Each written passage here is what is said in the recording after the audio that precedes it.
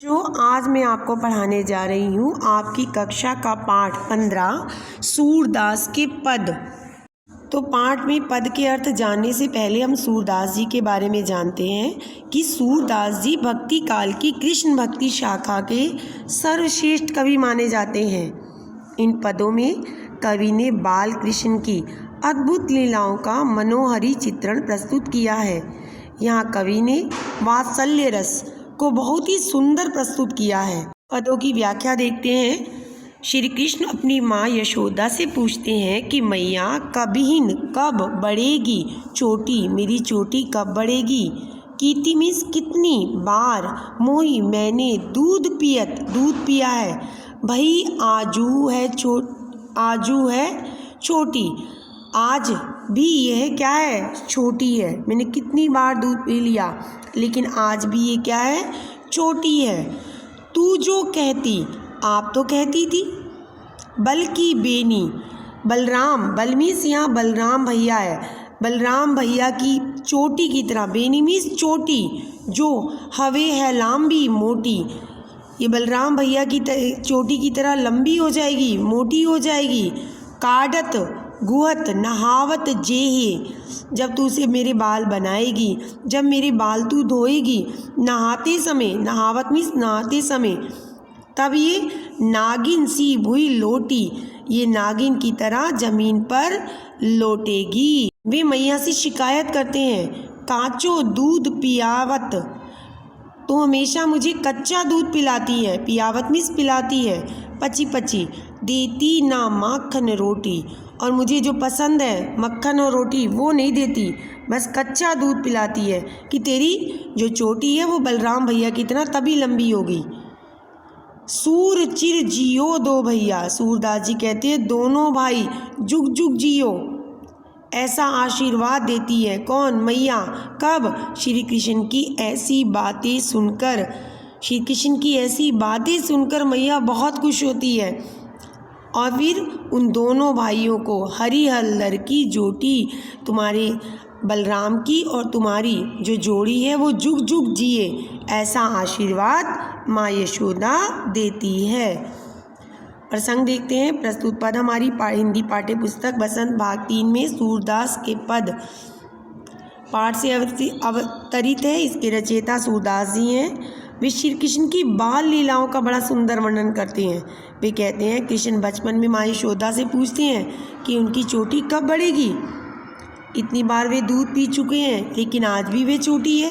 वे शिकायत करते हैं कि तुम मुझसे कहती थी कि बलराम भैया की चोटी जैसी मेरी चोटी भी मोटी हो जाएगी, और जब तुम मेरे बाल बनाओगी धोओगी तो वह नागिन की तरह भूमि पर लौटेगी। इसलिए मुझे बार बार कच्चा दूध भी पिलाती थी, मक्खन रोटी खाने को भी नहीं देती थी, लेकिन आज भी ये बड़ी नहीं हुई।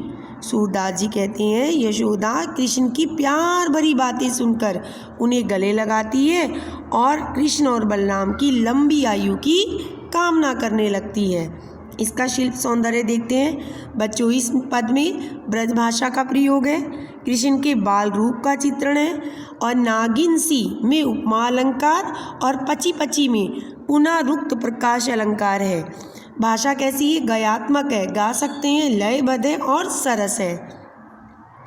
दूसरा पद देखते हैं। तेरो लाल मेरो माखन खायो, इसमें श्री कृष्ण की शिकायत कर रही हैं गोपियाँ। तो एक गोपी किस तरह शिकायत करती है उसी का वर्णन कर रहे हैं सूरदास जी कि वो गोपी माँ यशोदा से कहती है कि तेरे लाल ने मेरा मक्खन खाया है। खायो मीन्स खाया। दोपहर दिवस जानी घर सूनो, दोपहरी दिवस मीन्स दोपहर के समय घर को सूना जानकर ढूंढ ढंढोरी आप ही आयो, ढूंढ ढूंढ कर, मतलब जो घर सूना होता है ऐसा घर ढूंढकर वो मेरे घर अपने आप ही आ गया, मैंने नहीं बुलाया था। खोली किवारी, धीरे से उसने दरवाज़ा खोला, पैठी मंदिर में, मंदिर का उसने धीरे से दरवाज़ा खोला, दूध दही सब सखी ने खिलायो, और चुपके से आकर सारा दूध दही खुद भी खाया और अपने सारे मित्रों को भी खिला दिया। ऊखल चढ़ी, और फिर क्या करता है वो, कैसे दूध दही खिलाता है, ऊखल पे चढ़ गया। सिर्फ वे फक को लीनो, उखल पे चढ़ा, चीके में दूध रखा था। अनभावत मोहि में ढरकायो, जो उसे पसंद नहीं आ रहा था वो नीचे गिरा रहा था। पहले उखल पे चढ़ा, सीके से मक्खन निकाल रहा था, खा रहा था, और जो उसे अनभावत अच्छा नहीं लग रहा था खाने में, उसे नीचे फेंक दे रहा था। आगे वो कहती, इस तरह दिन पर दिन आधा वो खाता है, आधा कुछ नीचे भी फेंक देता है। इस तरह उसके व्यवहार करने से दिन प्रतिदिन हानि होती गोरस की। जो हमारे दूध दही की है वो हानि हो रही है, जो नीचे वो गिराता है वो तो खराब ही हो जाता है। यह ठोटा कीनो ढंग बनाए, ये पता नहीं इसने कौन सा तरीका सीख लिया है। सूर्य शाम को हटकी ना राखे, वो आगे से यशोदा को शिकायत करती है कि तू उसको हटक यानी डांट कर नहीं रखती है। सभी माएँ अपने बच्चों को डांट के रखती, लेकिन तुम डांट कर नहीं रखती हो। तय ही पूत अनोखो जायो, क्या तुमने कोई अनोखा पुत्र पैदा किया है जो हमारा इतना नुकसान भी करता है और आप उन्हें कुछ कहती भी नहीं है। तो व्याख्या देखते हैं। इस पद में सूरदास जी ने श्री कृष्ण की गोपियों के साथ की जाने वाली शरारतों का वर्णन किया है कि किस तरह श्री कृष्ण शरारतें करते थे। एक गोपी यशोदा जी को कहती है कि श्री कृष्ण की शिकायत करती हुई कहती है कि आपके लाल ने मेरा माखन खा लिया। दोपहर के समय उसने घर सूना जाना और ढूंढते ढूंढते घर में प्रवेश किया। हमारे मंदिर के दरवाजे खोलकर घर में रखे दही माखन को पहले तो स्वयं खाया, फिर अपने मित्रों को भी खिलाया। वे ओखली पर चढ़कर चीके तक पहुंच जाते हैं। बताती वो कैसे चढ़ते हैं। माखन खाते हैं और जो माखन उन्हें पसंद नहीं आता उसे भूमि पर गिरा भी देते हैं। उनके इस व्यवहार से रोज दूध दही का नुकसान हो रहा है।